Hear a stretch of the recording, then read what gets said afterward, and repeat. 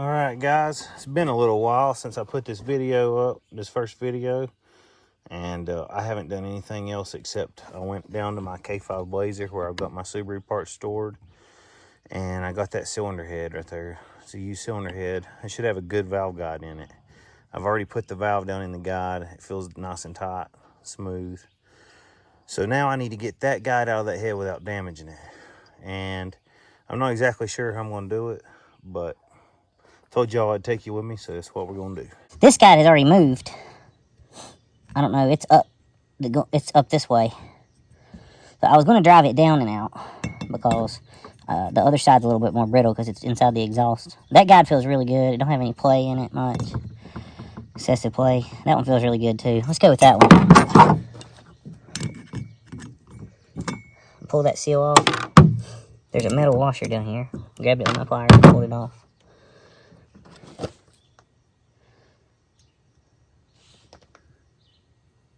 It looks the same. I gotta set up my micrometers. So when I pull it out, I can measure it and make sure it's the same size. So I have gotten these out before by stacking nuts on a valve that's already bent and sitting it in there and hammering the valve and pushing it out. So I don't know exactly what I'm going to do to get it out of there. I don't want to damage the top of it.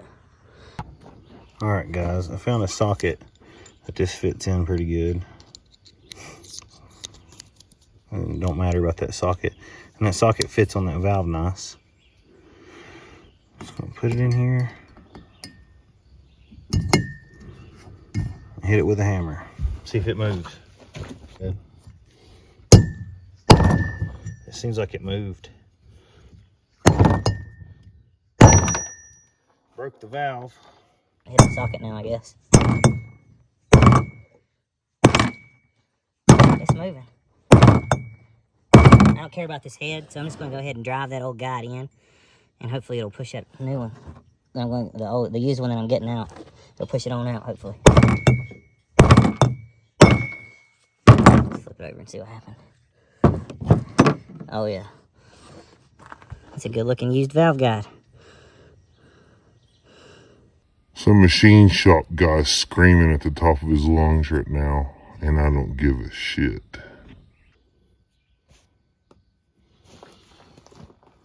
Generally, I would clean something like this up, but I'm not a machinist, but I know it's got to be an interference fit. And I feel like if I don't clean it up, there'll be more interference. And that's what I want. So that's my plan.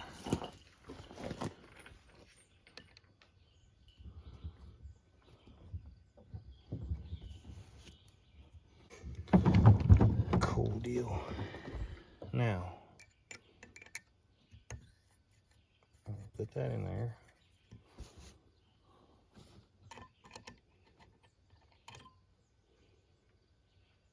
It fits on there pretty nice.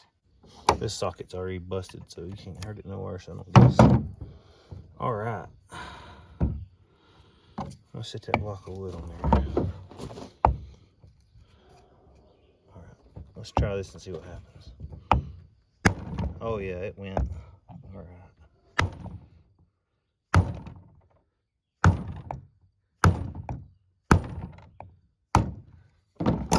Looks good. I was gonna blow it, but something's on there. Oh yeah, that's beautiful.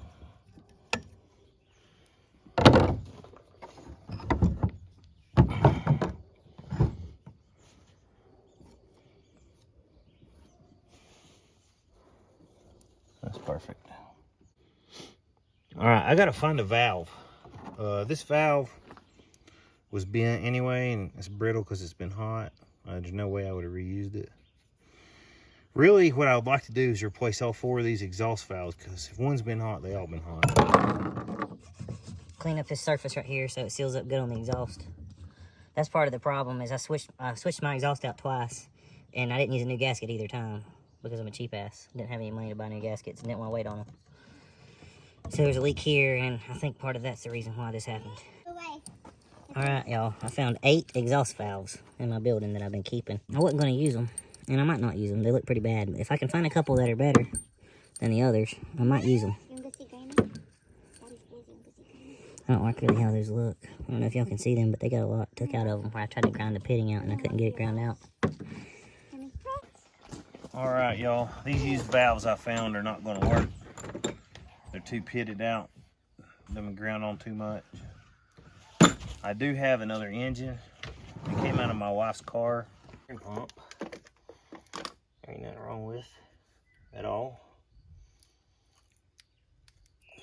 Didn't make any noise or have any problems. So I'm pretty sure it fits on my car.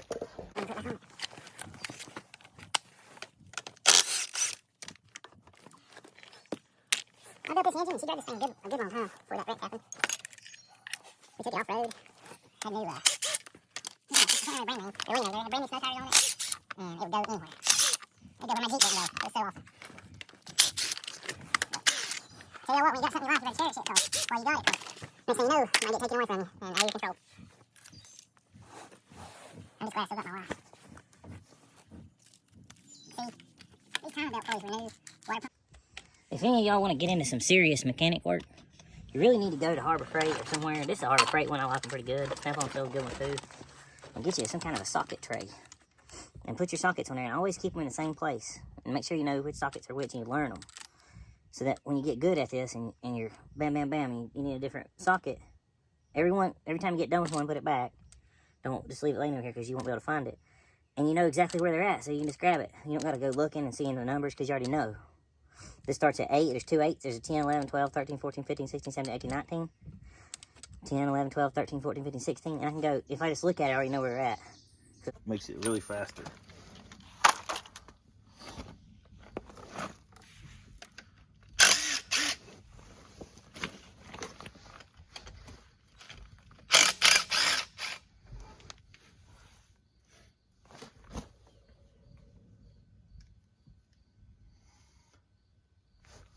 Take the intake off the top.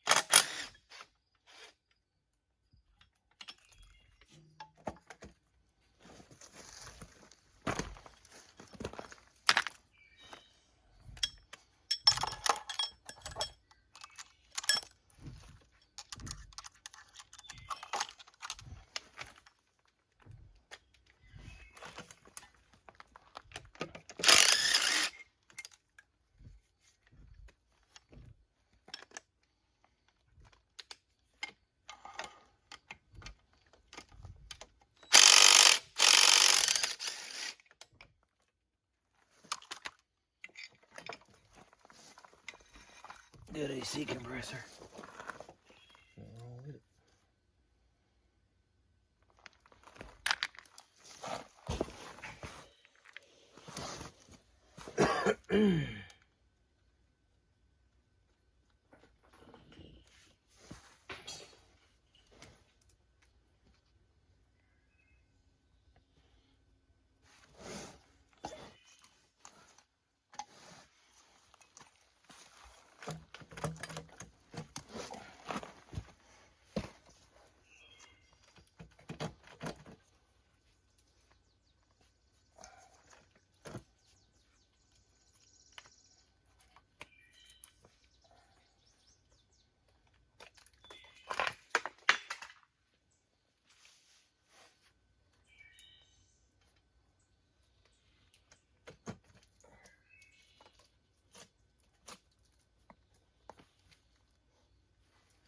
Some of the stuff that happened to this car in this accident was unbelievable. How far the engine got pushed back against the firewall, and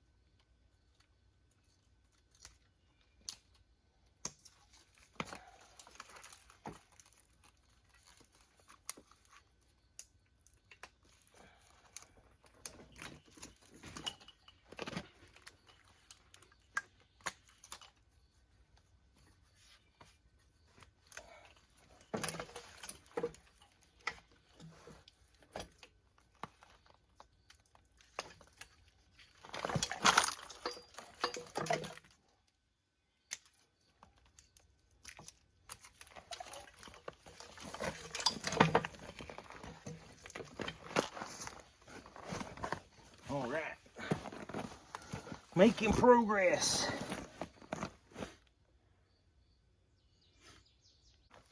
That's the big boy.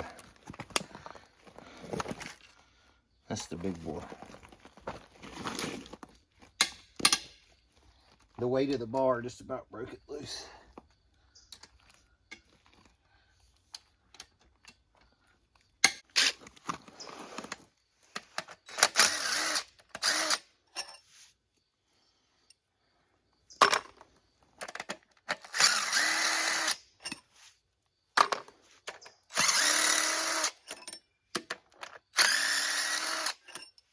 Y'all don't forget what I told you on the other video about Subaru head bolts. Unless they look really bad for some crazy reason, they're reusable. You can reuse them more than one time.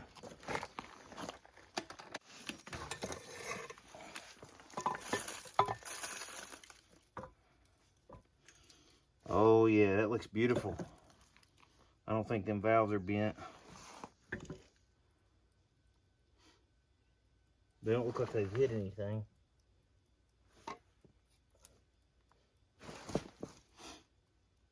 Good deal.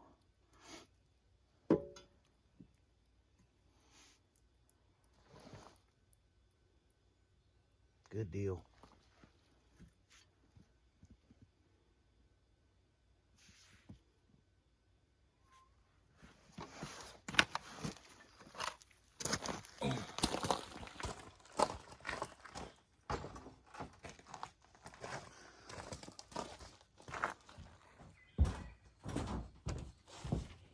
Yeah, I brought home this valve spring compressor. I got this thing, it's really cheap. I got it on eBay, I think, for $15 or $20. Forge mech. Goes on here, like so. Pretty self-explanatory.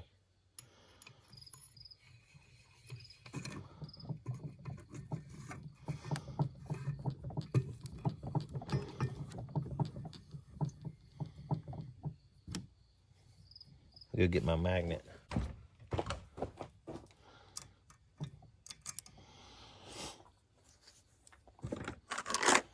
I got an old RC cola bottle.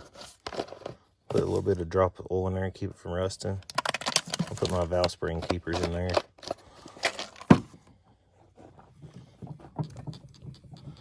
That way if you got extras, you'll keep up with them and not lose them. There's 4 valves in this head and they're in pretty decent condition. They're not ate up. So I'm gonna use them. Can y'all tell me, can anybody on here, if y'all are Subi guys and y'all are seeing this, if y'all are into this deep, can you tell me that if the injectors, if I do a hybrid 2.2 block with 2.5 heads, but the combustion chambers are the same size, So the compression ratio will change because of the CCs, but because the 2.2 is smaller than the 2.5, so you're putting less air into that cylinder. And I mean, that makes sense. But can anybody on here tell me why it didn't run good? Why it had low power? Can y'all explain that to me? Is it the injectors? Did I put the wrong fuel injectors in it? They're running too rich. Because it had 2.5 injectors with a 2.2 block, so it was running rich. See, I didn't have any way to tune it. I've tried to look into tuning an NA car. If you add open exhaust and open intake on an NA car, how do you tune it? Maybe it's just as simple as raising the injector size and just getting it right. I'm not sure. Has anybody on here ever tuned their NA Subaru? Because if I go the opposite, like I want to do, and I decide to put two heads on a 2.5 block to raise the compression, is that going to change? I guess I need to use 2.5 injectors on that. Maybe even a little bit bigger injector than 2.5. I don't know, because the compression ratio is going to be up. You need to be running a little richer. Make sure you don't detonate. I don't know. Y'all tell me what I need to do. If y'all are watching this and y'all are Subi guys. If I do a 2.5 block with 2.2 heads to get a little more compression, what injector size do I need? How do I tune it to make it run right if I open the exhaust and the intake up on it?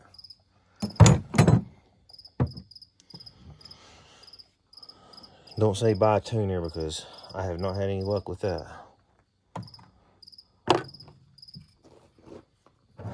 Alright, I gotta put one valve seal on here.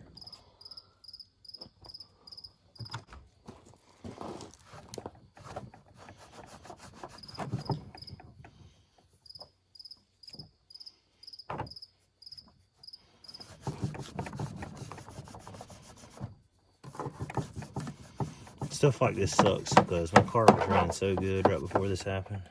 I mean, it was running good.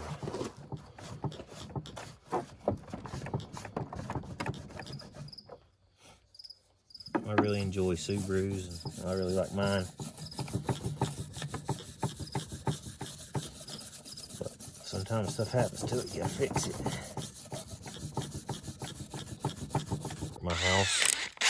This had some dirt on it. Shit. I don't really like that. I'm gonna at least hit this a little bit with a wire brush. Just around this valve seat.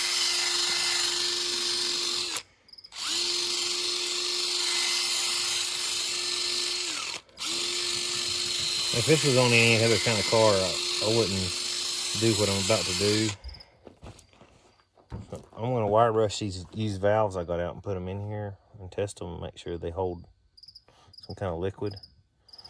As long as they're in pretty good shape, I'm not gonna lap them, because I know the angles are the same. All right, wire brush these valves. I need y'all to understand something. You can go on YouTube and you can watch these fancy machine shop guys do these fancy jobs on these fancy engines. And that's all good and well. I'm not throwing off on people doing fancy work. They can do whatever they want.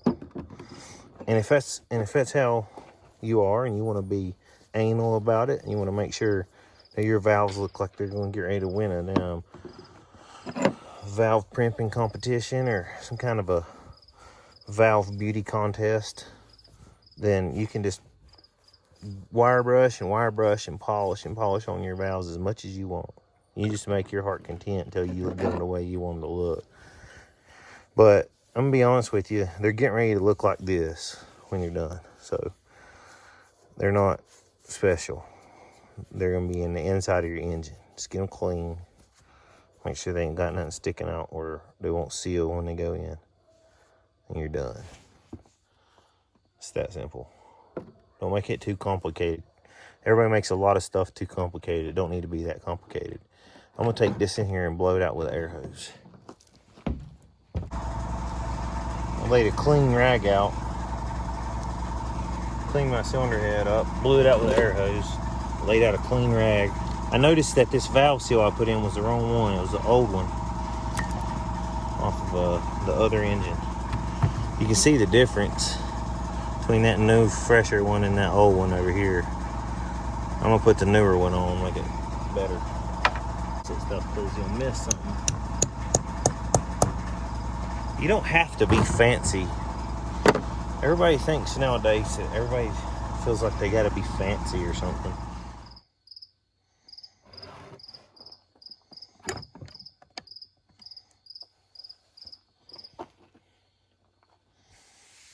Alright guys, my phone died.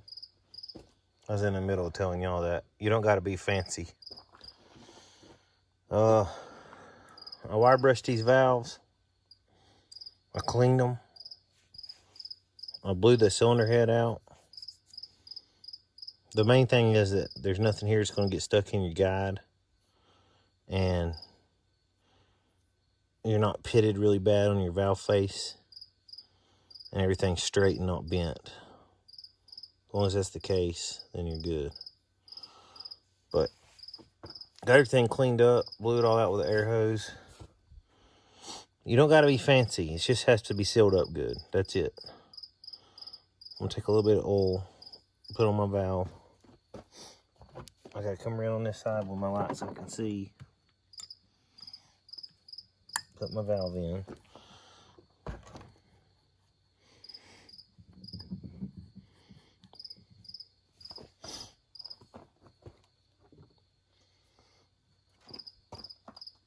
Take a wipe off my spring so I don't transfer any dirt from the spring that was on it into the cylinder head.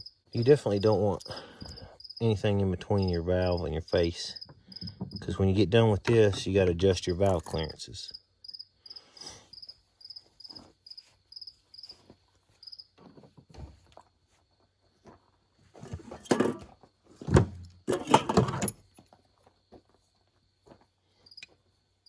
And just go backwards from what we did taking it apart.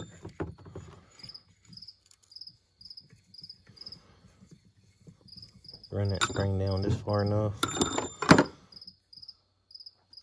This might be tricky at nighttime. I'm gonna try to just do it with my fingers. Stick that up in there. And you can push this to the side and then work your retainer up in there and get it in the right spot. And then where you push it to the side to get it in there, it'll hold it on the bottom. And then you can set your top one on. Sometimes it's not that easy. Sometimes it is really easy. Sometimes you got to use grease, and sometimes you fight it if you're in the wrong kind of mood. That was really simple. If all of them go that easy, I'll be a happy camper. Y'all, it's been a rough week. I barely ever drink this stuff, but I got me some Virginia Lightning out here. Apple pie. 70 proof. I'm gonna take me a shot. Oh yeah, tasted good. Chased it with a Pepsi.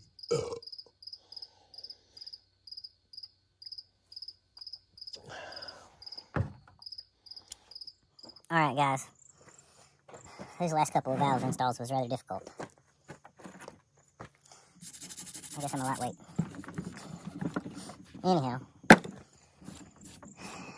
I gotta tell y'all one day about my machine shop blues.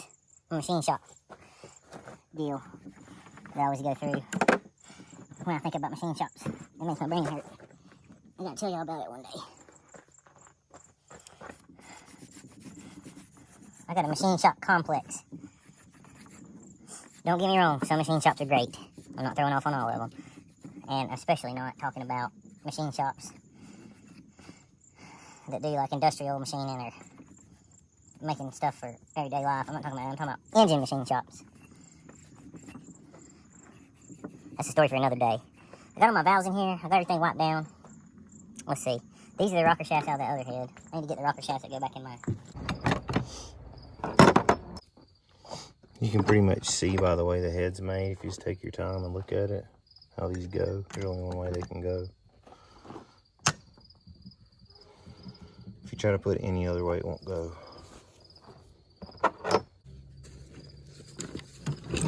I'm gonna use a breaker bar. I don't have my torque wrench with me, but I'm pretty good at knowing what torque it is by just feeling it.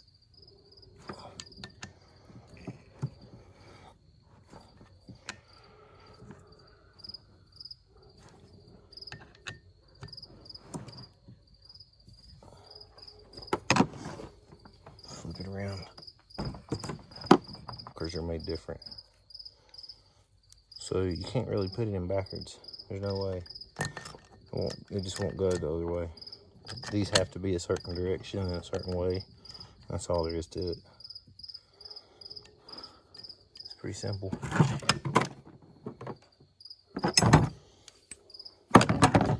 You want to always make sure you're not really supposed to use, I was taught in school, you're not really supposed to use impact guns or air tools to tighten down bolts in the engine.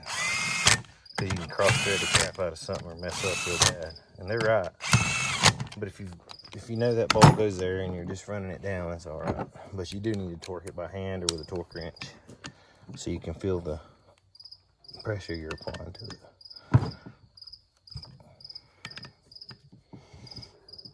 Of course, I always tighten everything from the center out. All right, those are all equal by this feeling. Everything feels smooth on it still.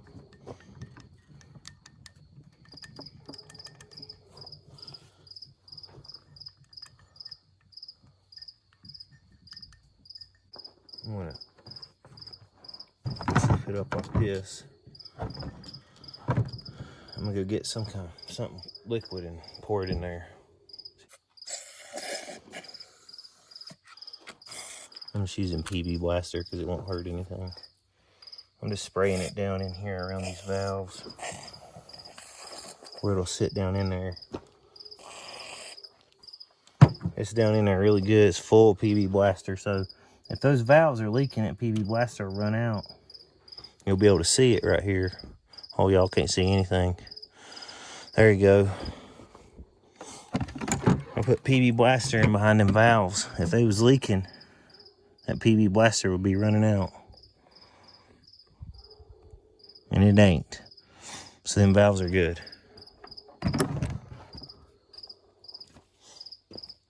I didn't lap them valves. I didn't do anything. I just took them out of one used head and put them into my head I'm working on. And they're not leaking. So, anybody can say whatever they want. I've done this a lot on Subarus, and they run really smooth. As long as you just make sure everything's clean, adjusted right, put together properly, lubricated right, sealed up right. They're like airplane engines or something. I don't know how to explain it. They're awesome. But I'm almost finished with what I'm going to be doing out here tonight. So the next time y'all see me, I should be cleaning up on my block, putting a head gasket on it, and then reinstalling this head on there, putting it back in the car. I'll see y'all then.